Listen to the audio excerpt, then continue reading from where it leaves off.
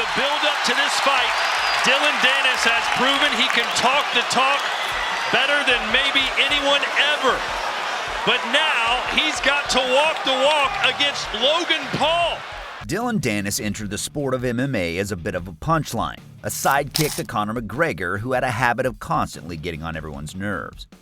He was wearing high heels yesterday. You should have worn them on the first fucking day, you stupid baldy twat. And while he still is yet to fully earn the respect of the masses, this former BJJ standout has certainly skyrocketed in popularity in recent times. And ahead of his upcoming clash with Logan Paul, we thought we'd shed some light on Danis and his background. Here are 10 things you didn't know about Dillon Danis. A character like Danis rarely opens up in the public eye, but during the build-up to his fight in particular, it's clear to see that many fans and many former haters have started to find certain things to like about Dillon. Maybe it's the fact that he seems a lot more real and grounded in comparison to the more egotistical Logan Paul. Are you good, bro? But what you might not know about Danis is that he is of a Honduran descent on his mother's side. And before starting a career in martial arts, he was a regular kid like any other, attending high school in Parsippany, Troy Hills, New Jersey.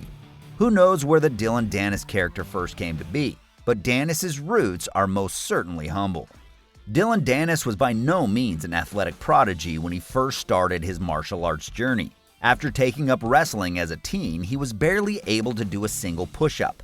All in all, it wasn't the type of early run that showed any promise. Danis, to put it simply, didn't appear to be any different from the rest of the kids who touched down on the mats for the first time. But at age 15, Dillon discovered a path that would forever engulf his life. Brazilian Jiu-Jitsu became primary love in his life. And just 2 years after discovering the martial art, he was making regular trips to the academy of legendary Marcelo Garcia to further his learning. By the time he was 19, he had committed himself fully to a career in BJJ. He would begin competing in competitions around this time, having some real success on a run that would single him out as a real prospect on the scene. After he had proven his skills and sufficiently furthered his development, Danis would be awarded his black belt at the age of just 21 years old. Danis was a big hit on the BJJ scene once he arrived at black belt level, and over the course of his career in the top flight, he managed to share the mats with some major figures within the sport. An early loss to Gary Tonin by way of heel hook would see Danis then cross paths with the MMA icon Joe Lauzon in 2015, a bout he would win with a d'Arce choke. He would also compete against well-known guys like the late Leandro Lo and AJ Azagon, who he beat twice. In the wake of his well-publicized rivalry with Team Diaz at UFC 202, he would even go on to take on the famed Cesar Garcia black belt Jake Shields. But perhaps the biggest name Danis ever went toe-to-toe with was a living legend, Gordon Ryan.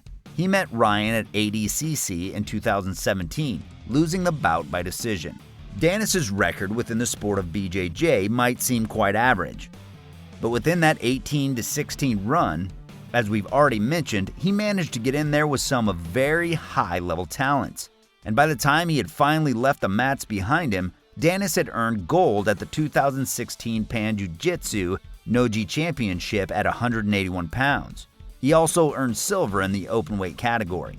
Prior to his link-up with Team McGregor, Danis was on a solid run of form through 2016. But when 2017 came around, his game started to dip. By the time the year was out, Danis had slumped to a record of 3 wins and 7 losses for the period. He would leave the sport behind him from there, transitioning over to mixed martial arts for good. So what exactly brought his connection to Team McGregor into reality? Well, Dillon didn't just show up out of nowhere for Conor in his training camp. No, this young and talented BJJ fighter was picked out by coach John Kavanagh specifically after impressing him during a stint at Conor's gym SBG Dublin as a 22-year-old. Danis had been drafted in specifically for his grappling talents directly after McGregor had been submitted by Nate Diaz at UFC 202. At the time, Danis was still regarded as a very solid prospect within the BJJ community, and his personality must have instantly gelled with that of Conor and his team. Because once he linked up with the Irishman, he has been associated with him ever since. During the build-up to his teammate Conor McGregor's showdown with Khabib Nurmagomedov at UFC 229, Dillon Danis was just as vocal as anyone in taking shots at the Eagle. The only problem was that most people just weren't paying attention to him at all. But Khabib certainly took note of everything that was being said, and we all know what happened next. In the moments that followed Conor's loss to Nurmagomedov, Khabib decided to attack Danis and the rest of the Conor's team. Sure, this put Dillon's name in the headlines at the time, but the attention he received wasn't all good. In fact, Danis' longtime BJJ coach and mentor Marcelo Garcia decided that enough was enough and publicly cut ties with Danis, citing his attitude and image as something that he didn't want his gym to be associated with. To this day, the pair have yet to reconcile.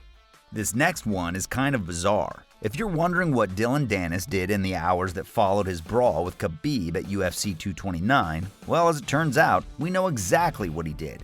According to the UFC featherweight Brian Ortega, a man who also enjoys nothing more than a slick submission in the cage, he actually met Danis in a club in the late hours of that night. Supposedly, Dillon was strutting around the place with his hood up, and according to Ortega, there was some Russians in the club at that time.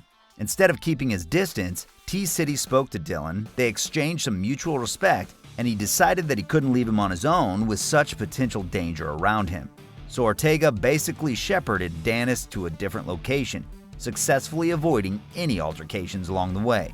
I mean, we went to the club, man, and then after we were just hanging out, and then he came up to me and he was like, hey, man, first I was like, damn, like, what are you doing here? Dillon Danis' MMA career initially had some real promise. He was young, talented grappler who had a truly great training partner behind him in Conor McGregor.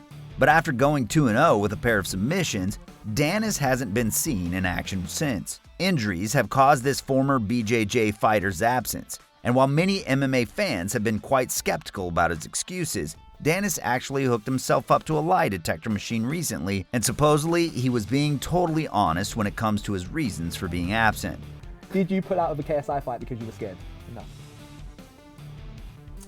Telling the truth. Anticipation. Who knows if he still has plans for the MMA cage, but as things stand, boxing is the only fighting form on his mind. Dillon is certainly a lot more popular than he was in recent years, and a string of high-profile controversies in his personal life didn't really help his cause when it came to getting the MMA world on his side. And in 2021, Danis found himself in a spot of bother with a bouncer in his home of New Jersey. Who knows what set things off, but what's crazy here is that this former BJJ elite was actually overpowered and eventually choked out by the bouncer in question. It doesn't matter how out of practice you are. That's a pretty wild drop-off in fighting ability. Who knows if the bouncer in question had actual training, but Dillon Danis should not be getting choked out by any random dude, that's for sure. He was released from custody after just 20 minutes though, so his role in the incident was clearly deemed not to be too serious. And finally, if you're looking for proof of Dillon's overall strategy and how successful it has been, look no further than his frankly insane social media growth in recent months. Sure, taking shots at Logan Paul and his fiancée is a great way to gain attention. But over the years, Danis has done everything from peddling crypto to promising payouts to one person who likes his post just to get ahead. With 3.4 million Instagram followers and 1 million on Twitter, it's pretty fair to say that Danis has already won, even if he decides against actually showing up to the fight this weekend.